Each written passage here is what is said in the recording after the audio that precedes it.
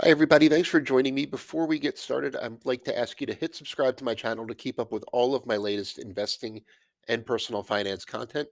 And please check out the link you see on your screen for a message from our sponsor, The Motley Fool, where you can get the 10 best stocks to buy right now.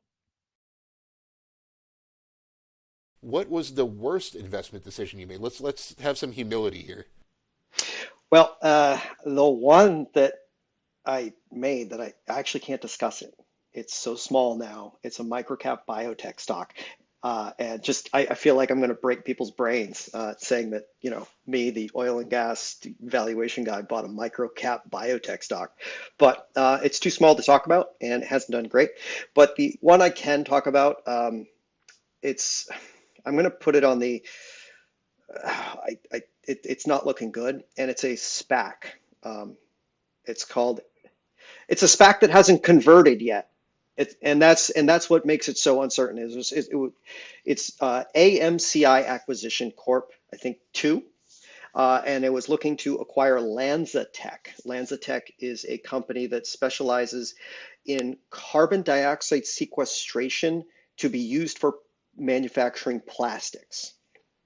And the idea being is, if you're an industrial manufacturer that puts out a lot of CO2, you can, use their technology and actually create a second revenue stream from a process that creates plastics and other type of base materials for use in the chain. Unfortunately, it was supposed to de-SPAC months ago, sometime in the third quarter, and it's been completely silent. And I'm getting genuinely concerned that the deal may get pulled, which basically kind of leaves me with dead money on this thing. And I thought it was a really ambitious idea, but something that may fall victim to the no investment in new tech, high interest rate environment sort of thing. So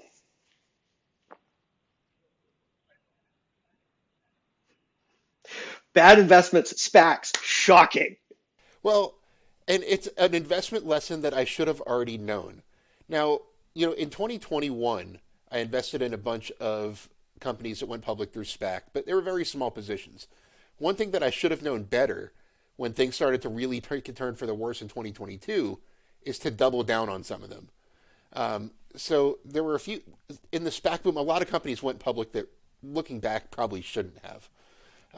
They had no business really being a public company, and their business models were generally based on things like money is free. You always have access to capital at high valuations, no matter what. So it doesn't matter if you're losing money as long as you're growing.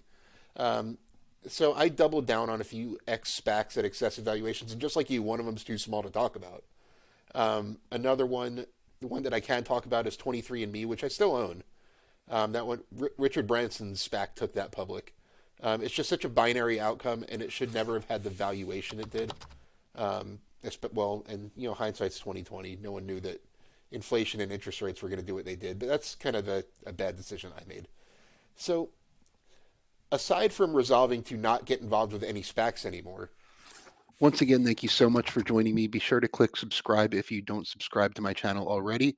And as always, this video is sponsored by The Motley Fool.